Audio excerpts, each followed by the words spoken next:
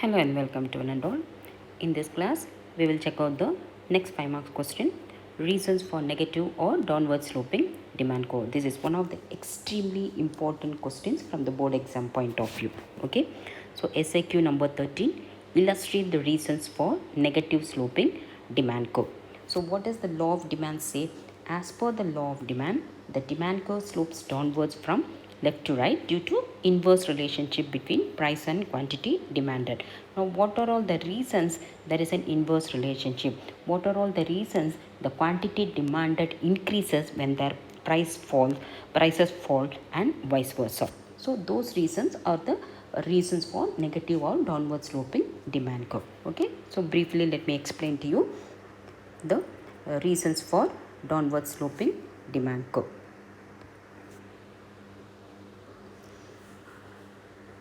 I think again, just for to remind you, this is the law of demand, the downward sloping demand curve. So you can see that when the price of the commodity was 50 rupees, the quantity demanded happens to be 10 units, and when the price of the commodity has decreased to 40 rupees, then the quantity demanded of commodity X has increased to 20 units. So this is a downward sloping demand curve. So this is the law of demand, downward sloping or the negative sloping demand curve. Now what is the reasons? The demand for a commodity increases when their price decrease. Okay, so let us check out what are all the reasons. So the first and foremost reason is operation of the law of diminishing marginal utility. So if you remember the law of diminishing marginal utility, the consumer, as per the law of diminishing marginal utility, if the consumer keeps on consuming the same commodity again and again, what is happening to his additional satisfaction? We all know that the additional satisfaction derived by the consumer keeps on decreasing. So the first diagram, which is on the left hand side, represented the marginal utility curve. You can see that x-axis quantity of X and y-axis the marginal utility of marginal utility of commodity X. So as per this diagram, when the consumer consumes 1 unit of commodity X, the marginal utility derived by the consumer happens to be 10 utils. Okay, so when the consumer consumes the second unit of a particular commodity X, what is happening to the marginal utility?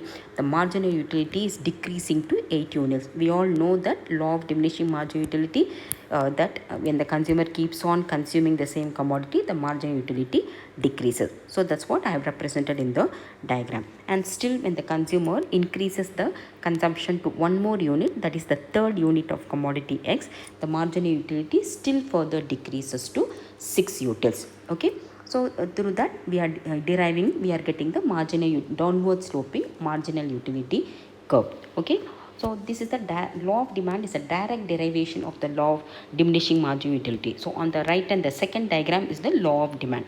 Okay, so in the law of demand, the x-axis is the same quantity demanded of X, but in the y-axis we are representing the price of the commodity. So initially assume that when the price of the commodity happens to be 10 rupees. Okay, so this 10 rupees is equal to its marginal utility. So this 10 rupees is marginal utility is also of X is also equal to 10, and the price of X is also equal to 10 when the quantity is equal to 1 unit. Okay, so let us assume the price of the commodity is also equal to rupees 10. So the consumer is willing to purchase 1 unit of commodity because his marginal utility is equal to the price of the commodity. Okay, suppose if the consumer has to purchase the second unit, he will not consume unless the price also decreases to 8 rupees, because since the additional satisfaction is reducing to 8, why should the consumer should pay 10 rupees then? His satisfaction is equal to only 8 utils. So for the sake of convenience, assume that marginal utility is the price we are representing in terms of or expressing in terms of the satisfaction, that is the marginal utility. That means for when the marginal utility is equal to 10 rupees. Okay, so when the satisfaction derived by the consumer is reducing to equal to 8 rupees, why the consumer should pay 10 rupees to purchase the second unit. So he will not purchase the second unit unless the price also comes down to 8 rupees. In the same way, when the consumer has to purchase, if the consumer has to purchase the third unit, the price also should decrease to 6 rupees, equalizing his marginal utility, because he is going to get only 6 utils of satisfaction. So the seller has to think that in mind. If the consumer has to purchase one more unit of the commodity, he has to decrease the price, because the marginal utility of the commodity keeps on decreasing. So along with the decreased marginal utility, as the quantity keeps on increasing, the demand curve also slopes downwards. That is, the price also has to decrease when the quantity demanded by the consumer has to increase. So demand curve is directly derived from marginal utility curve. So, or in other words, because of the operation of the law of diminishing marginal utility. That means because the consumer is getting lesser and lesser satisfaction when he keeps on consuming the same commodity, the price also has to decrease if the consumer has to increase the consumption of a particular commodity. So that is one reason the demand curve is sloping downwards. Okay. Then the second reason is something called as the income effect. So income effect, let me remind you, please don't misunderstand. Income effect is the rise in the money income, that is income demand. I am repeating again because generally the students make this mistake. Income effect is different, income demand is different. Income demand is because of the rise in income, the demand for commodity is increasing. Because of the fall in income, the demand for the commodity is also decreasing. That is income demand. But this is not income demand, this is income effect. This has got nothing to do with the money income of the consumer. This has got everything to do with the prices of the commodity. Okay. Now what is happening? The consumer is having a certain amount of money income, but if there is a fall in the price of the commodity, so we are all having a limited pocket money income, isn't it? So because of the fall in the price of the commodity, what will happen? With the same amount of pocket money, we will be able to purchase more. So that means what? The real income of the consumer is increasing. Real income means that with the same amount of money income, the consumer will be able to purchase more goods and services. Money income is income measured in terms of money. Real income is income measured in terms of goods and services. So if the consumer is able to purchase more goods and services, then the real income of the consumer is increasing. The purchasing power of the consumer is increasing. The purchasing power of the money income is increasing. That is what is known as the income effect. So let me explain you with this example. See, assume the money income of the consumer is rupees 1000. Okay, so this is the pocket money he is having, so which he wants to purchase a pair of shoes. Price of a pair of shoes is let us assume 800 rupees. Okay, now the quantity, maybe you can take it as 1000 rupees also, but let us assume the price of a pair of shoes is 800 rupees. Now how many pairs of shoes the consumer can purchase with this amount of 1000 rupees? So the quantity demanded by a consumer happens to be only one pair of shoes. So with this limited money income of 1000 rupees, at the price of 800 rupees per pair of shoes, he will be able to purchase one pair of shoes.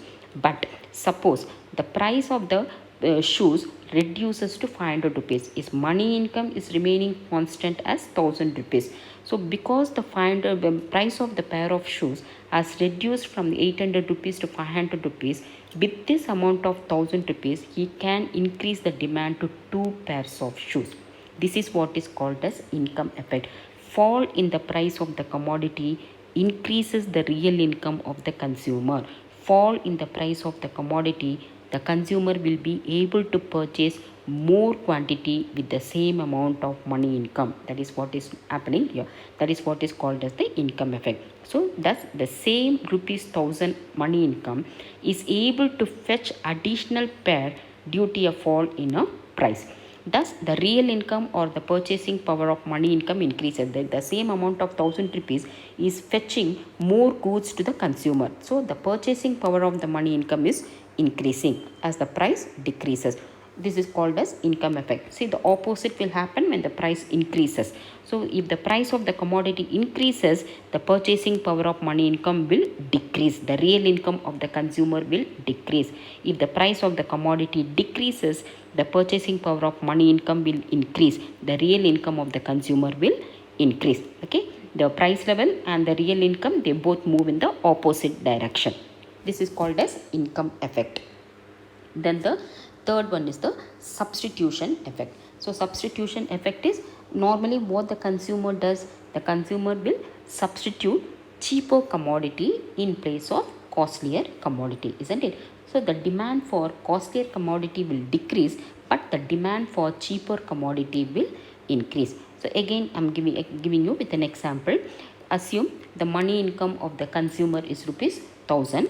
Price of a pair of shoes is also rupees 1000. Price of a pair of slippers is rupees 600. Okay, so the consumer, so instead of buying shoes, what the consumer will do? The consumer will substitute slippers for shoes as it is cheaper. So what is happening? Hence, suppose if the price is even till 500 rupees, so instead of 600 rupees, if the price of slippers happens to be rupees 500, then the consumer can purchase 2 pairs of slippers, isn't it? That is also possible, isn't it? So that means what? If the consumer is substituting slippers for shoes, because the price of slippers is cheaper than the price of a pair of shoes, so thus the consumer will substitute slippers for shoes as it is cheaper. So while finally what is happening, all the consumers will, most of the rational consumers, they will do like that. Okay, so the demand generally for slippers will increase and that of shoes will decrease. So this is known as substitution effect. So you can take normally different brands of soaps, we are finding different brands of cosmetics, different brands of handbags, different brands of shampoos, different brands of toothpaste, isn't it? So everything, most of the consumers, what they are doing, they are substituting the cheaper commodity for the costly commodity. Sugar and jaggery or the substitute. The different brands of soaps you can take, isn't it? So most of the consumer, they substitute the cheaper commodities, soaps or cosmetics or shampoos, handbags, anything, they will substitute the cheaper commodity for the costlier commodity. So in general, the demand for cheaper commodity will increase and the demand for the costlier commodity will decrease. So again, that is also another reason for the downward sloping or the indirect relation between the price and quantity demanded. Okay, then fourth one is the multiple uses of a commodity. See, some of the commodities, they are having several uses. They can be put into several uses. Say for example, you take electricity. See, if the price of electricity is very high, people will be using only for very necessary purpose. Say for example, lights, fan and fridge, these are all the utmost requirement. So if the price of electricity is very high, people will be using the electricity only for the purpose of lights, fan and fridge. But suppose if the price falls, that will be extended to several other purposes like lights, fan, fridge, TV, AC, washing machine, microwave, mixer, grinder. So many things are there, isn't it? So all the other uses also the electricity will be used to. So the demand for electricity is increasing because the price of the electricity charges are decreasing. Same way, similarly, milk also. So milk, what is happening? If the price is very high, people is using only for very immediate purpose, and maybe for directly drinking milk or for curd purpose. But if the price falls, apart from drinking milk, people can have coffee or tea, people can use it for curd, people can use milk for butter, people can make milk sweets with it, isn't it? So many different purposes the milk can be put into. Because of the price of milk has decreased, people are using milk for so many purposes. So ultimately, the demand for milk is increasing as the price of milk has decreased. Okay, so again we are having the inverse relationship between price and quantity demanded. And finally, there is something called as the old and new buyers. So old buyers, when the prices are high, already there are certain consumers in the market. Okay, so they keep purchasing that particular commodity but at a lesser quantity. Because of the price fall in the price, they will purchase one more unit of the commodity. The quantity demanded increases, and at the same time, new buyers will also enter into the market. See, again I'm explaining with the help of an example. We'll take the same example. The price of slippers originally rupees 1000. Okay, so when the price of slippers happens to be 1000 rupees, only two consumers, so Sally and Dolly, only these two consumers could afford to purchase that slippers. Okay, so they both are purchasing, they are both are able to purchase one pair of slippers each when the price of the slippers happens to be 1000 rupees. But suppose, let us assume the price of slippers has fallen down to rupees 500. Now what is happening? Sally can, when the real income of this is income effect, the real income of Sally and Dolly are increasing. So what they are doing, Sally is purchasing two pairs of slippers. Okay, and Dolly is also purchasing two pairs of slippers, and Molly, one more new consumer C is entering. When the price was 1000 rupees, Molly was not able, cannot afford it. But when the price has decreased to 500 rupees, Molly is also entering, that is consumer C is also entering and purchasing one pair of slipper. And Lily, another consumer D, another consumer is also entering and also purchasing, she also purchasing one pair of shoe. So finally what is happening? The demand for slippers, so 2 plus 2 plus 4 plus 2, 6 pairs of slippers. So earlier it was only 2 pairs of slippers Sally and Dolly were purchasing when the prices was at 1000 rupees. But when the price has fallen down to 500 rupees, now 6 pairs of slippers, the total quantity demanded. Let us say this is the market demand schedule.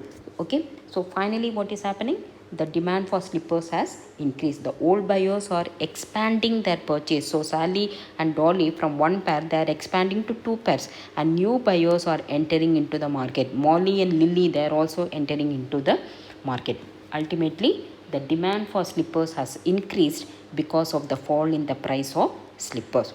Okay, so these are all some of the reasons for the negative or the downward sloping demand curve. Okay, now let us move to the actual answer.